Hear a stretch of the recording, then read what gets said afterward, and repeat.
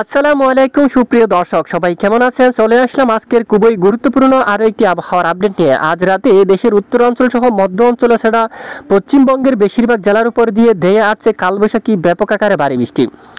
আগামী 24 থেকে 48 ঘন্টার মধ্যে আবারও বেশ কিছু এলাকায় বৃষ্টিপাতের পূর্বাভাস দিয়েছে আবহাওয়া অধিদপ্তর। পাশাপাশি বঙ্গোপসাগর বুকে তৈরি হতে যাচ্ছে শক্তিশালী নিম্নচাপ, যেটি ধীরে ধীরে শক্তি বাড়িয়ে বাংলাদেশের উপকূলীয় অঞ্চলে আঘাত আনার প্রবল আশঙ্কা দেখা যাচ্ছে। এই নিম্নচাপের ফলে টানা ভারী বৃষ্টিপাতের সম্ভাবনা থাকবে দক্ষিণ উপকূলীয় অঞ্চল সহ দেশের উত্তরের বেশিরভাগ জেলায়।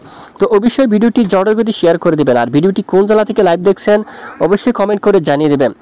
এই মুহূর্তে লাইভ উপগ্রহ স্যাটেলাইট ইমেজ আমরা দেখতে পাচ্ছি আজ কিন্তু একেবারে ভারী থেকে অতি ভারী মেঘ তৈরি হয়ে যাচ্ছে দেশের বেশ কিছু অঞ্চল জুড়ে। ইতিমধ্যে দেখুন ময়মনসিংহ বিভাগের উপর ভারী মেঘ রয়েছে। ফুলপুর এলাকা, নেত্রীগুনা, বাগমারা, নালিতাবাড়ি, জামালপুর, এখানে দেখুন। এছাড়া এখানে রয়েছে দেখুন বগুড়া অঞ্চল, শিবগঞ্জ, সরিষাবাড়ি সহ আক্কেলপুর, এবং দেখুন এখানে পঞ্চবিবি এবং পাটনিটোলা। তারপর এদিকে রয়েছে বালুরঘাট, বীররামপুর, তারপর পীরগঞ্জ সহ সকল এলাকায় কিন্তু ব্যাপক আকারে বৃষ্টিপাত হচ্ছে এবং আকাশ প্রচ্ছন্ন মেঘলা। এবং রাজশাহী, সিংড়া, মহাদেবপুর সহ রাজশাহী বিভাগের অধিকাংশ এলাকায় ভারী মেঘ রয়েছে এবং মাঝারি থেকে ভারী বৃষ্টিপাতের সম্ভাবনা। পাবনা, শাইলকুপা, নাগারপুর, ফরিদপুর, রাজধানী ঢাকা বিভাগের সকল এলাকায় আকাশ ব্যাপক মেঘাচ্ছন্ন অবস্থা রয়েছে।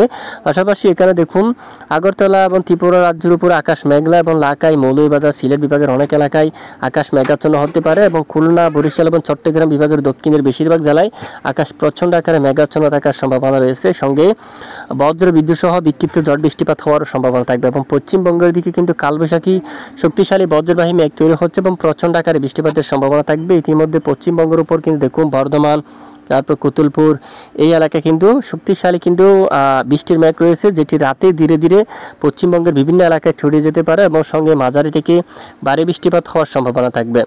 আসুন এবার আমরা চলে যাই ঘূর্ণিঝড় আপডেটে। এরপরে আপনাদেরকে নিয়ে যাব আগামীকাল বা আগামী 24 থেকে 48 ঘন্টায় কোন কোন জেলায় বৃষ্টিপাতের সম্ভাবনা। তো বঙ্গোপসাগরে কোনো ধরনের ঘূর্ণিঝড় তৈরি হচ্ছে কিনা দেখুন। ইতিমধ্যে আবহাওয়ার মূলত ইসিএমডব্লিউএফ মডেল, ইউরোপিয়ান মডেলের তথ্য অনুযায়ী আমরা দেখতে পাচ্ছি বঙ্গোপসাগর বুকে একটি শক্তিশালী নিম্নচাপ তৈরি হচ্ছে, তবে এটি ঘূর্ণিঝড়ে পরিণত হওয়ার সম্ভাবনা কিন্তু অনেকটাই কম দেখা যাচ্ছে।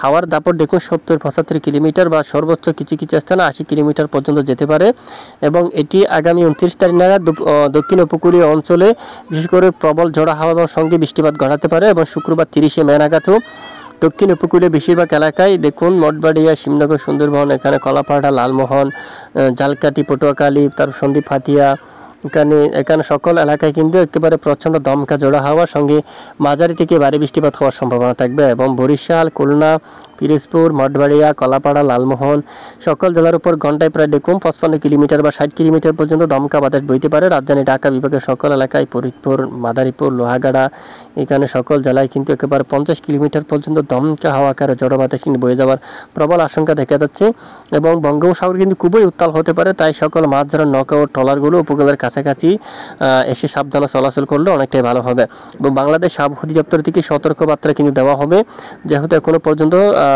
মূলত সতর্কবার্তা দেওয়া হয়নি। তো অবশ্যই আর কয়েকদিন পরে কিন্তু সতর্কবার্তা কিন্তু তুলে ধরা হবে, তো অবশ্যই আপনারা কিন্তু নজর রাখবেন। তো আমরা নজর রাখছি, আবহাওয়া পরিবর্তন ঘটালে আপনাদেরকে জানাবো পরিবর্তন আসলে। আর আগামী 24 থেকে 48 ঘন্টায় বা আগামীকাল সোমবার 26 মে কীরকম হতে পারে আবহাওয়ার পরিস্থিতি দেখুন।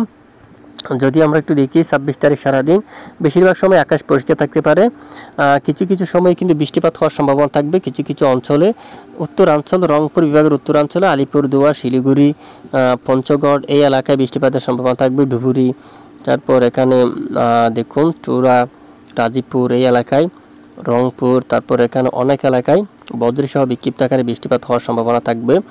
তারপর এছাড়া এখানে বঙ্গোপসাগরে মাঝারি থেকে ভারী বৃষ্টিপাত হবে সঙ্গে 26 মে চট্টগ্রাম বিভাগের পাহাড়ি এলাকা সহ এখানে কিছু কিছু এলাকায় বজ্রসহ প্রচণ্ড আকারে বৃষ্টিপাতের সম্ভাবনা থাকবে। এদিকে খুলনা, যশোর, সাতক্ষীরা, শিবনগর এবং এখানে পশ্চিমবঙ্গ সহ চন্দননগর এই সকল এলাকায় কিন্তু বৃষ্টিপাতের সম্ভাবনা থাকবে এবং মঙ্গলবার 27 তারিখ নাগাদ বঙ্গোপসাগরে বৃষ্টিপাত হতে পারে মাঝারি থেকে ভারী।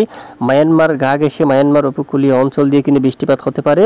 বিশাল বড় আকৃতি নিয়ে নিম্নচাপটি ঘুরতেছে, যার ফলে বৃষ্টিপাত হতে পারে মায়ানমার সহ একাধিক জেলায় এখানে এবং 28 তারিখ থেকে কক্সবাজার, টেকনা, পুকিয়া, চ্যানমাটিং, চট্টগ্রাম বিভাগের অনেক এলাকায় ঝড় বৃষ্টিপাত শুরু হওয়ার সম্ভাবনা থাকবে। 29 তারিখ নাগাদও দেশের বেশিরভাগ এলাকায় মাঝারি থেকে ভারী বৃষ্টিপাত শুরু হওয়ার সম্ভাবনা সম্ভাবনা থাকবে। রাজধানী ঢাকা সহ খুলনা, বরিশাল, রাজশাহী, ময়মনসিংহ, রংপুর, সিলেট দেশের বেশিরভাগ এলাকায় কিন্তু ঝড় বৃষ্টিপাত শুরু হওয়ার সম্ভাবনা। বৃহস্পতিবার 29 মে উত্তরবঙ্গের বেশিরভাগ এলাকায় বৃষ্টিপাত শুরু হতে পারে। এছাড়া দেশের বিভিন্ন এলাকায় তখন বৃষ্টিপাত শুরু হওয়ার সম্ভাবনা কিন্তু থাকবে।